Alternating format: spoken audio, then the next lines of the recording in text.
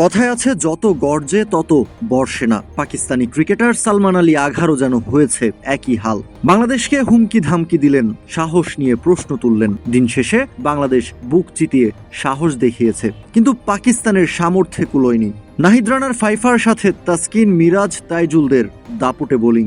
268 রানের target chess করতে নেমেও ঢাকা টেস্টে খাবি খেয়েছে পাকিস্তান। মিরপুরে 104 রানের বিশাল পরাজয় বরণ করতে হয়েছে সফরকারীদের। আর এর মাধ্যমেই সালমান আলী আঘার মুখে যেন ঝামা ঘষে দিল টিম বাংলাদেশ।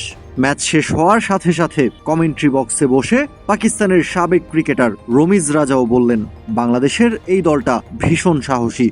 রমিজ রাজা বাংলাদেশিদের প্রশংসা তো করেছেনই, সেই সাথে যেন এক হাত নিয়েছেন পাকিস্তানি ক্রিকেটারদের।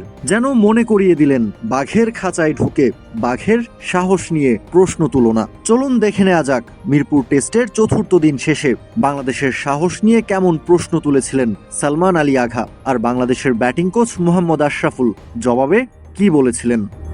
5+ স্টার রেটিং প্রাপ্ত দেশের সর্বোচ্চ বিদ্যুৎ সাশ্রয়ী ওয়ালটন এসি স্মার্ট কমফোর্ট এখন নেক্সট লেভেলে। বাংলাদেশ পাকিস্তানের মধ্যকার মিরপুর টেস্ট এখন শুধু ব্যাটে বলের লড়াইয়ের মধ্যেই সীমাবদ্ধ নেই, শুরু হয়ে গেছে মানসিক লড়াই।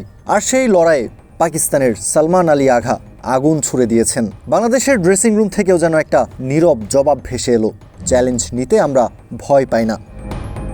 মিরপুর টেস্টের চতুর্থ দিনের শেষে স্কোরবোর্ড বলছে বাংলাদেশ এগিয়ে, কিন্তু সংবাদ সম্মেলনের কথাগুলো শুনলে মনে হচ্ছে আসল যুদ্ধটা শুরু হবে পঞ্চম দিনের সকালেই। সালমান আলী আঘা বেশ আত্মবিশ্বাস নিয়ে বললেন, বাংলাদেশ যদি 70 থেকে 75 ওভারে 260-70 রানের লক্ষ্য দেয় পাকিস্তানকে, তাহলে তারা সেটা তাড়া করে জিততে নামবে। এমনকি খোঁচাও দিলেন বাংলাদেশকে যে টাইগাররা নাকি এতটা সাহস দেখাবে না। মিরপুরের উইকেটে চতুর্থ ইনিংসে ব্যাট করা কি এতটাই সহজ? যে পিচে ক্রমাগত বল নিচু হচ্ছে, টার্ন বাড়ছে, মাঝে মাঝে মাঝে আচমকা বাউন্স উঠছে, সেখানে শেষ দিনে 250-র বেশি রান তাড়া করা মুখের কথা নয়। সালমানের কথায় আত্মবিশ্বাস আছে, তবে তাতে চাপা ঝুঁকিও স্পষ্ট। কারণ একবার যদি বাংলাদেশের স্পিনাররা ছন্দ পেয়ে যায়, তাড়া করে ফেলবো কথাটা মুহূর্তেই দুঃস্বপ্ন হয়ে দাঁড়াতে পারে পাকিস্তান দলের জন্য। অবশ্যই আমরা জয়ের জন্য খেলবো। যদি ওরা সাহস করে আমাদের 70 ওভারে 260 রানের লক্ষ্য দেয়, আমরা অবশ্যই সেটা তাড়া করতে নামবো। তবে আমার মনে হয় না ওরা এমনটা করবে। এটার জন্য ওদের আরও 120 রানের মতো করতে হবে। সেটা করতে গেলে অনেক ঝুঁকি নিতে হবে। ব্যক্তিগতভাবে আমি চাই ওরা এমনটা করুক। 60 থেকে 70 ওভারে 260 রান তাড়া করা দুই দলের জন্যই সুযোগ তৈরি করবে। কিন্তু আমার কেন জানি মনে হয় ওরা এটা করবে না। যদি ওরা আমাদের 2 সেশন সময় দেয় এবং 250 রানের মতো লক্ষ্য দেয়, তবে আমরা অবশ্যই প্রথমে জয়ের জন্য যাব, তারপর দেখব পিচ কেমন আচরণ করছে। তবে এই মুহূর্তে আমরা ম্যাচটি জিততে চাই।